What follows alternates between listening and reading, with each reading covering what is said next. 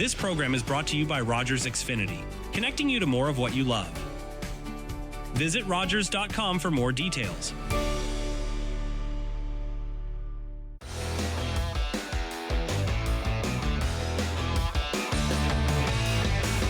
And welcome everyone, RTV Sports Rap back again. We continue to chug along as playoffs near closer in just about every major sport going on, except for football. We will get into that in a little bit with the free agency and things that have been happening around the NFL. But guys, welcome in. Spencer Byers, your host, alongside me. Mark McKelvey and Michael Harris joins the show today. So again, not quantity, but definitely quality on the show again this week, guys. As March Madness, we talked about, I just said about playoffs, is here. Selection Sunday just passed. The first four in, first four out is happening in just today, tomorrow, the next couple of days, and then the round of 68 will begin for March Madness, or pardon me, the round of 64. So I'll start with you, Mark McKelvey. Kind of first initial thoughts of, teams you like or teams maybe you think are a little overrated in the brackets. I know UNC has been a team that everyone's been picking at there in that sixth spot, but kind of what has been your thoughts so far looking at the bracket?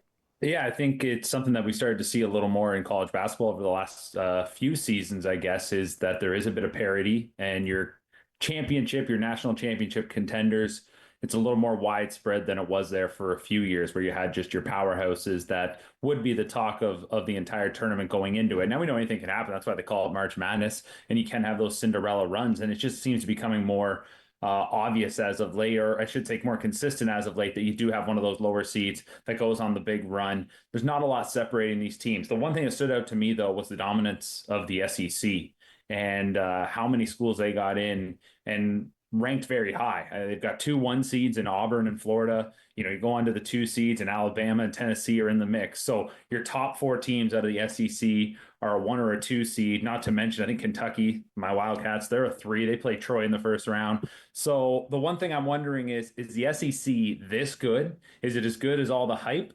Or is it just hype and it doesn't live up to the expectations? And maybe we should be looking elsewhere. I think it's pretty easy to get caught up in those teams. Like for me, Kentucky is such a weird team because this year, I think they had 8 wins against top 15 ranked teams this season, which is incredible. It was tied for a record to win 8 times against teams that are ranked in the top 15, and they were quality wins. I mean, they had a win over Duke, not to mention teams within their own conference. But then they lost a lot of games where you were like, how did they lose that game? So I'm a little on the fence as to how good my Wildcats are, and to see them ranked as a 3 seed, I was a little surprised. They got knocked out in the quarters of the SEC tournament. So for me, I think it's all about if you're going to be filling out your brackets and you're maybe even throwing a little money on this and you're doing it responsibly, there's a lot of value to be found. And I think, there's definitely upsets in the bunch. I think a team like the St. John's Red Storm, Rick Pitino coaching, I just think the Rick Pitino factor and the New York City factor, 30-4, it's an outstanding record, but are they actually deserving of that national title hype?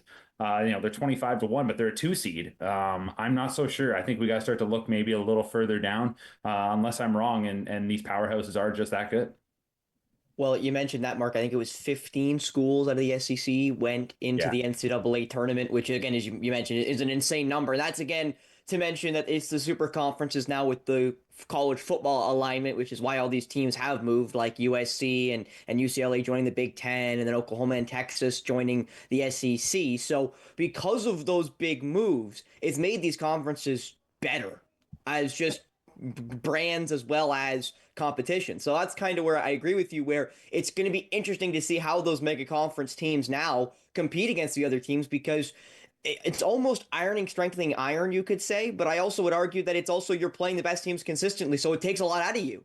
So then when you play against a lower ranked team that you think you should kind of dust and put away pretty quickly, and they stick around a little longer than you want, maybe all of a sudden, bad things can happen and teams can kind of give it away. Like, I'll be honest, Auburn, the number 1 seed overall, was not impressed with their SEC tournament or their SEC tournament chances. Like, they struggled against Ole Miss, coached by Chris Beard, and then they lost to Tennessee. Again, it's a quality team. You mentioned there, Mark, they're also a top seed, but it's still kind of 2 games where it's like you're expecting the number 1 overall seed to be the best team in college basketball, and they really weren't in either of those 2 games with their first team All-American unanimous pick and Broom, who was probably their best player for sure. But other than him, wasn't really impressed by any other Tiger on the Bruce Pearl side of the floor. Now, Michael, kind of what was your initial reactions of the 64 bracket being announced?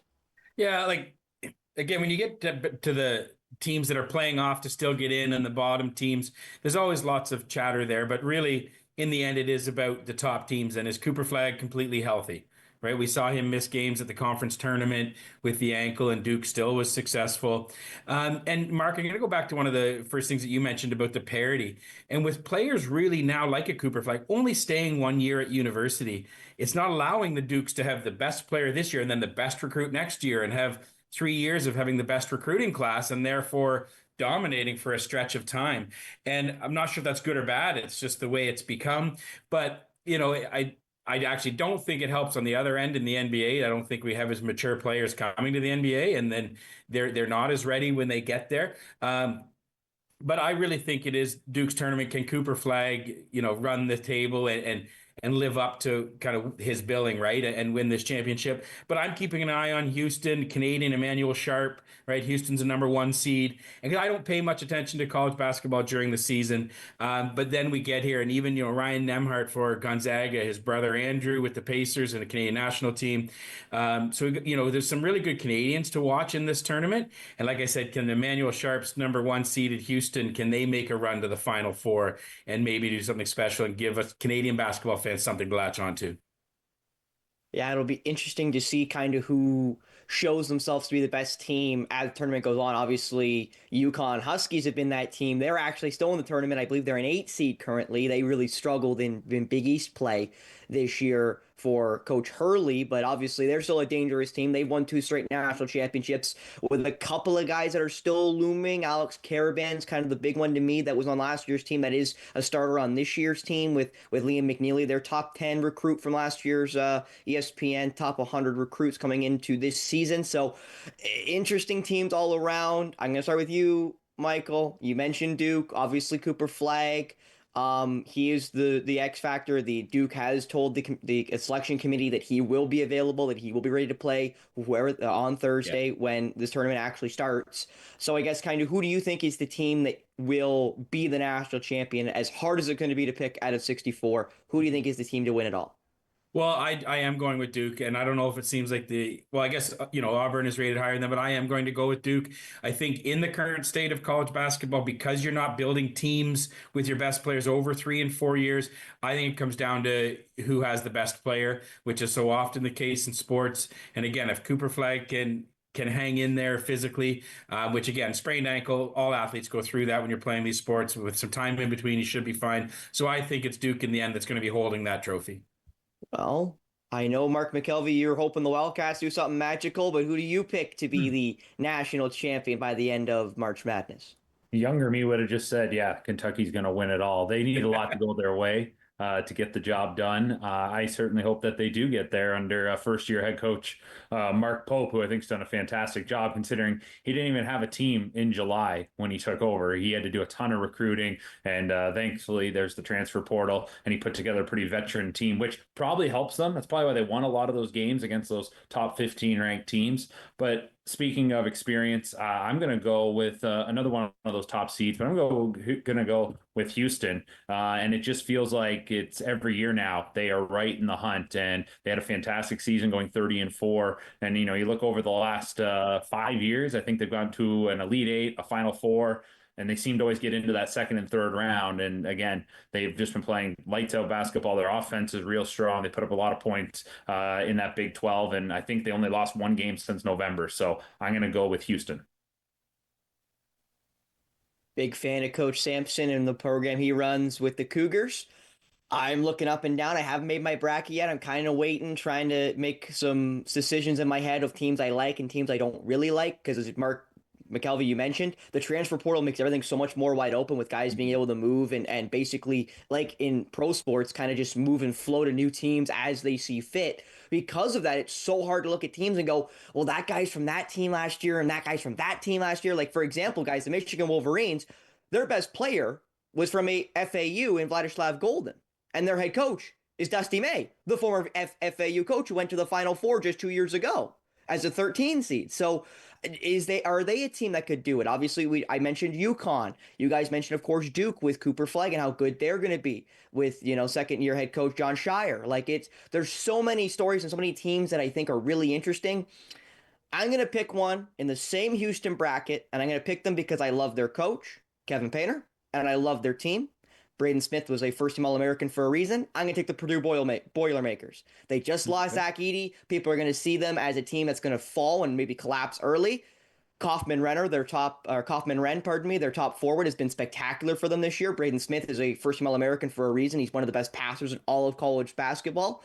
I'm a big fan of his game and Kaufman Wren, and I think they're going to be a team that's going to be hard to beat, just as Kevin Painter was last year, just as he was when he had Carson Edwards, as well as Calvin Klein, when that team went to the Final Four and played a overtime game, or like the Elite Eight overtime game against Virginia. I have a lot of faith in that Purdue Boilermaker team, and they're going to be my pick to do it all the way as a 4 seed. So I'm the only one who didn't take a number 1 seed, might I add, but we'll talk about that as the tournament goes on. Now, guys, I do want to quickly touch on the women's bracket. Obviously, the NCAA game for the women has continued to gain in popularity and gain in interest around not just basketball, but around, I'd say, the scope. Obviously, Caitlin Clark, a big part of that, but a couple girls in this year's tournament, I would include with that Paige Beckers of the UConn Huskies.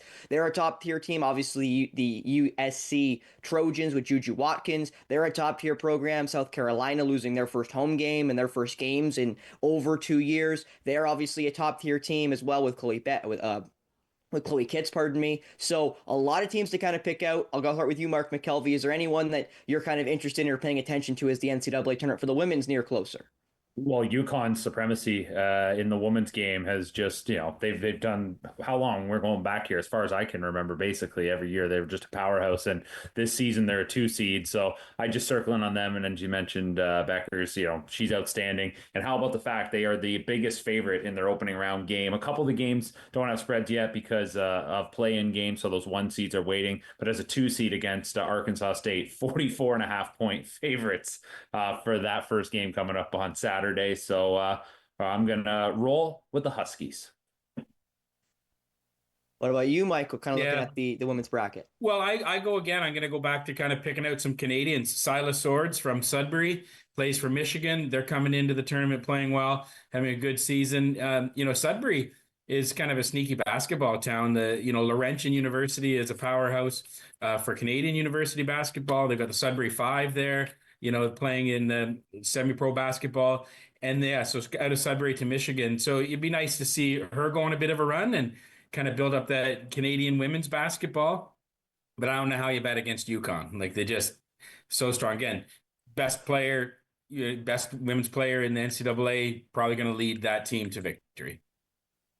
Well, the only problem, honestly, guys, is UConn's they're only a 2 seed, you mentioned there, Mark. So their 1 seed is USC. So that would mean if they do go on a collision course, it's Juju Watkins versus Paige Beckers in an Elite Eight Final Four kind of game. So that would be, some of the best basketball we'd see, kind of like when Caitlin Clark and Juju Watkins went at it in the Final Four. So it could also, again, one of those 2 teams you'd say could win it just out of that game alone, let alone the other teams and all the other brackets. A team I'm kind of interested in seeing is Notre Dame. At number 3, they have a top-tier athlete as well on their side of the floor who was one of the first sophomores to ever have 1,000 points, one of 3. So they're a very talented team. They're a 3 seed. They're with Texas in that bracket, which is going to be an interesting game if Notre Dame does make a run and continue their good season in the ACC. So interesting teams kind of around. UCLA, we also didn't mention they're a number 1 seed. They're a top-tier team. They lost to USC in the Big Ten championship game, but they've been a top-tier program all year. They've been kind of chopping and changing with USC in the Big Ten for who was the best team, not just in California, but in the Big Ten. So it'll be interesting to see how UCLA does as well in the women's bracket. Well, now we'll go to the NFL, guys. And sorry, Spencer, just to go back to you, can I make another point on USC? Avery Howell, Canadian basketball player playing for USC, right? So again, looking for storylines and something to latch on to as we get to this time, and people that don't follow these tournaments or these sports all year long, if you're looking for an angle to get involved, again, there's Avery Howell, Canadian, already on the national women's team, playing a big role for USC. So maybe that's what you latch on to become a fan and get you in front of the television to watch some of these games. Well, that or just watch some dominance because obviously, again, the women's game it has some dominant programs, kind of like the men's did, as you mentioned, Yep. Mark McKelvey kind of earlier. South Carolina's that big one. They're a number one seed. We haven't really talked about them because they're always really good, and Don Staley runs a great ship in South Carolina with the Gamecocks. So you have to expect they're going to be again a team that's going to be in the Elite Eight, Final Four, somewhere in there. Which again is what makes it so interesting, is because there's all these top tier teams. You're linking when they all get in a collision course with each other, it's going to be dogfights, and we're going to see who comes out on top. Well, now we'll move to the NFL, guys, where some interesting free agent signings have come in, some interesting trades have been made. Start Michael Harris with you before we even kind of get into it. DK Metcalf is a Steeler and was signed to be a Steeler. So what was that like, Michael Harris, getting the news that DK Metcalf is your newest guy in gold and black? Yeah, the receiving core is wonderful. Now, is Mike Tomlin throwing them the ball? Like, this is the challenge, right? Like last year, I was so upset they went with Russell Wilson instead of just seeing if Justin Fields, like knowing that Russell Wilson wasn't really going to be anything for the future. To me, they needed to give Justin Fields a bit of a runway. He was playing well. Turned out not to be a great season with Wilson. But now what are we doing? I was actually going to be, you go out and get DK Metcalf. I was in support of getting Aaron Rodgers just as a stopgap, then draft a quarterback and have a succession plan. We all know Aaron Rodgers looks like he maybe wants to go to Minnesota, so it's maybe off the table now for the Steelers. But yeah, I like the Steelers team, except we don't know who's throwing the ball. And I don't want, like, now Joe Flacco. They're saying maybe we'll go get Joe Flacco. I don't know. Like, I don't think he's Aaron Rodgers, right? Like, as far as talent, they're both over 40 or 40 years old. I would have liked to see them go out and get Kirk Cousins. He's a guy that can at least win games. You're going to win a championship with him, maybe not, but you're going to win games. So, yeah, I was happy to get another offensive weapon, now figure out the quarterback. But really the most surprising thing to me so far was Myles Garrett in Cleveland and, saying, I'm not going back there. And then all of a sudden, oh, yeah, add another few million and I'll come back. Well, I mean, getting paid $40 million a season and being the highest paid non-quarterback Yeah. kind of lessens the sting of being I'm a not horrible surprised he football said team, yes, doesn't it? but that maybe he wasn't going to get that from somewhere else too. But yeah, like all See, signs seem to be pointing he's leaving, and then no, you're right. This 40 million a year, I can handle that. Yeah, I can be the highest non-paid quarterback, the highest non-quarterback. I can do that. I can do that. So, Mark, but now more pressure on Cleveland to go and figure out the rest of the game, right? Like, geez, Louise. Well, yeah, and obviously they're without Deshaun Watson all of next year, which is, you could argue if it's going to help them or hurt them because of how Deshaun Watson's played for them. But I don't necessarily think that's much of a conversation, because now you look at the Bengals too in that same division there, Michael. They get both T. Higgins and Jamar Chase back. Higgins, I think, is a great deal, 28.5 roughly per season. I think it was a 116 over 4 years. Jamar Chase is a little steeper, low sort of 30 million a season. I think it's 160 over 4. So, but they've got a clear strategy there, right? Yeah, like, exactly. They know what they're putting their money into. Very, very true. So I guess kind of, how have you seen free agency kind of roll for you, Mark McKelvey, as the things have kind of settled? Well, certainly one thing you look at is who's making the splash, who's getting better, and who then picks up the pieces or has to replace someone. So I'd be curious. We talk a lot about DK Metcalf. Well, can Cooper Kupp get back to the old Cooper Kupp now that he's signed in Seattle? Don't say that ever again, Mark McKelvey. Don't ever say about the Seahawks. We leave them on their own little island where we don't talk about them. Okay, we don't talk about the Seahawks on this show. $45 million over 3 years for Cooper Kupp, which I think is kind of steep for a guy who's constantly injured and constantly on the injury list. And again, I like Cooper Kupp's game. I was hoping he could become a Niner since we lost all our wide receivers. But you kind of have to, you live and you learn, as the Niners lost. I didn't count, but at least 5 or 6 guys I wish they would have kept. Drake Greenlaw, which they would have kept. I wish would have kept Ufunga, who went to the Broncos as well. A couple other guys. Obviously, Debo getting dealt earlier in the process to Washington. Ayuk's name's been floated around about being traded. Not great right now as a Niners fan. I must be honest, guys. Not great. Now, any other moves you expect to be made, Mark McKelvey? Obviously, Aaron Rodgers still out. I know the Steelers have been the big link there. Cam Hayward's already came out recently and said that he's unimpressed and thinks you either want to be a Steeler or you don't. Stop trying to do this, dark room meditation, which obviously is Aaron Rodgers' game. I guess any other big names you think are going to be dealt or going to be signed in the next couple weeks? I don't really have a feel too much, I guess, as to what's going to happen. I mean, some of the names that, they're still out there, you wonder a bit, like where does Stephon Diggs go? Where do you think he ends up? Or who's calling on him? That's another interesting name. I've heard Bills reunion? That's what I'm Question wondering. mark. Do you go I, back there? I've heard those rumors. I'm kind of intrigued by those kind of rumors. 'Cause obviously, we saw how ugly it ended in Buffalo, but Yeah. then we also saw how ugly it ended in Houston. So maybe the goodwill for Stephon Diggs has kind of come and gone. Yeah. Michael, any names you think are interesting as we Well, continue the just NFL process? the contract for Josh Allen. Like, not surprised by it, of course, but now I feel bad for people trying to get tickets in Buffalo. They've got to pay for a new stadium and pay for that quarterback. I think the stadium has 10,000 fewer seats or something like that as well. So it's like, that's an interesting situation. There's many long time season ticket holders in Buffalo that aren't getting tickets and the massive down payments they're asking for as well are scaring some people away. Just as you're giving out all this money to a quarterback that deserves it. As far as that goes, let's say that, but he's paid less than Dak Prescott, I think, in annual money, which is just shows the absurdity of that contract for Dak Prescott. Even if I've got my numbers a little wrong, that's absurd.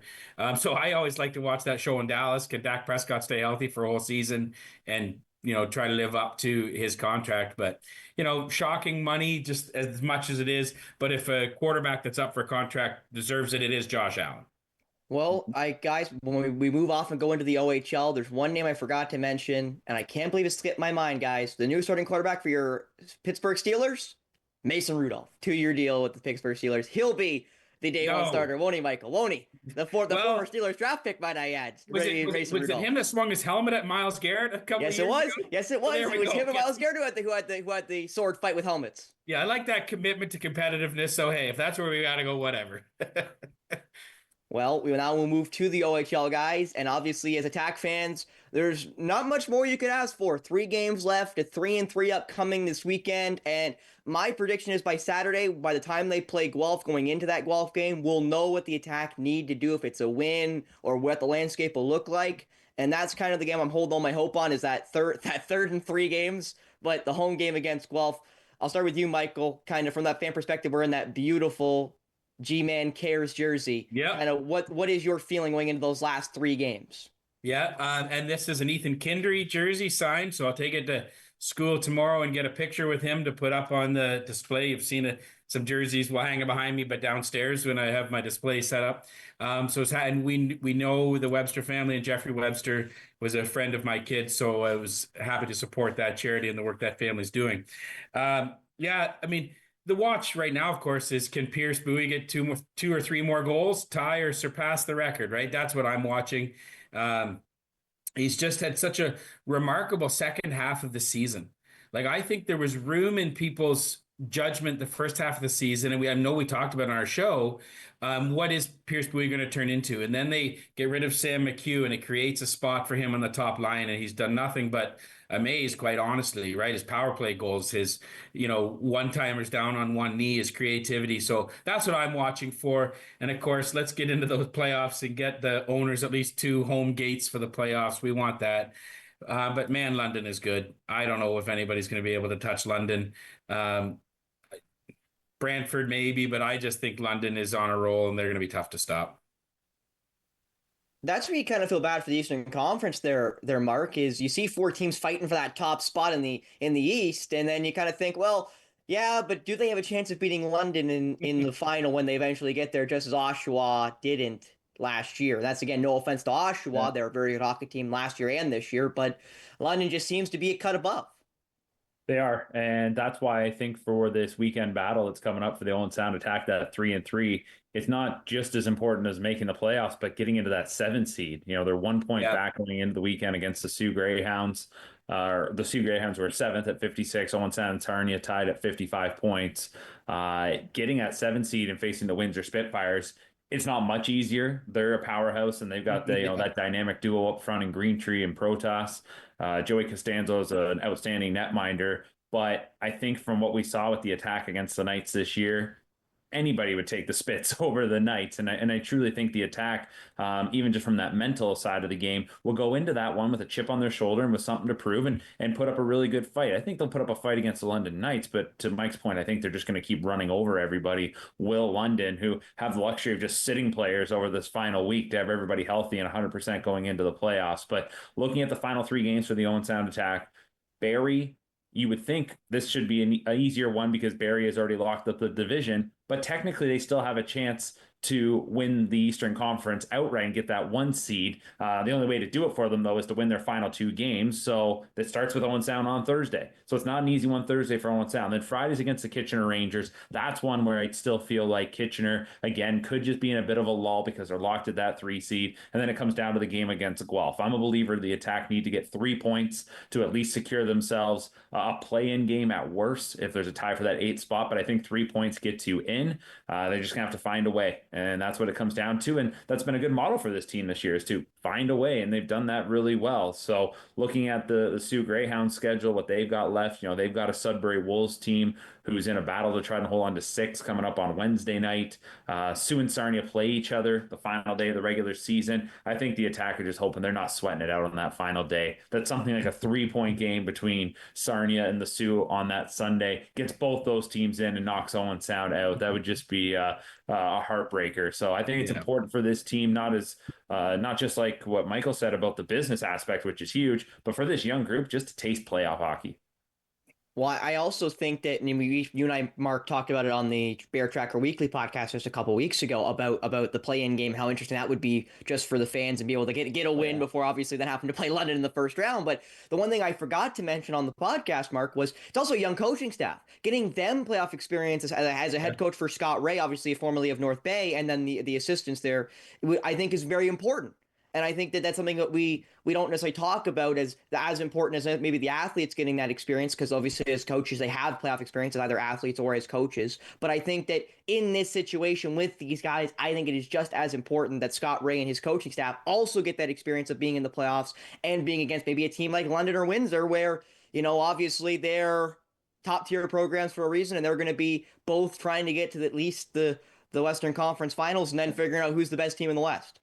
Yeah, and I think what you mentioned there about the coaching staff on Saturday night after the Attacks lost to the Kitchener Rangers, where I thought they put up a valiant effort and come up just short. I asked Scott Ray what he, before we did a post-game interview, I just said, what'd you see there? And he said, honestly, I'm going to have to go back and watch the tape, because he said, you're so into the game shift by shift and matchups and every moment, trying to win each shift, that when I'm asking him 5 minutes after the game what he thought of everything, he's like, I got to take a second to collect my thoughts. And so now you kind of get the vibe. Owen Sound already is playing that playoff type hockey, that if they can get in and then they go into those matchups against London and Windsor, this coaching staff, they're rating the heat of the battle as well and taking it shift by shift and trying to find the right matchups and get the right opportunities for your team to have success. So I think everybody's right in the thick of it. And it comes back to what I said a long time ago at the start of the year. I just wanted to see meaningful games down the stretch, and at least we're getting that. And you've been I just want to say in kind. I just want to say how impressed I have been with the coaching staff this year. Dale DeGray's made some really shrewd moves, bringing in Lenny Greenberg. Where did he come from? And I think he's solidified things when really would have been easy to punt on the season when their captain gets hurt and traded away and they get rid of Sam McHugh, and it looks like, okay, we're building with a young team. But there's been no quit in that coaching staff or this team, and I've just been really impressed and have gone to more games this year than the last few years, because I've really been interested to see how the team has battled and will continue to battle right till the end. Well, guys, that'll be here for us. We'll know by next week if we're in or we're out. Yep. Mark McKelvey, Michael Harris, myself, Spencer Byers, the great Mark Perry behind the camera. We'll see you next week on RTV Sports Rap.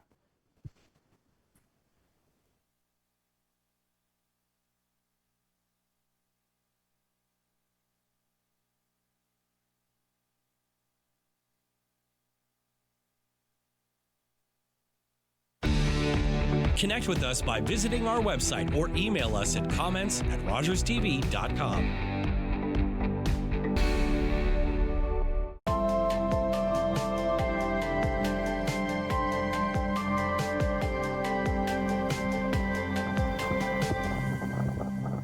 With Rogers TV, you can cheer on the home team from the comfort of your living room. We'll head to the rink, the field, the court, or the pitch, so you don't have to. Tune in and cheer on your local amateur athletes on Rogers TV. Are you a passionate content creator ready to expand your audience reach? Do you have unique stories, captivating hobbies, or special interests that deserve a spotlight?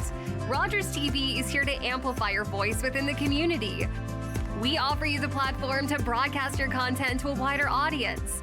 And the best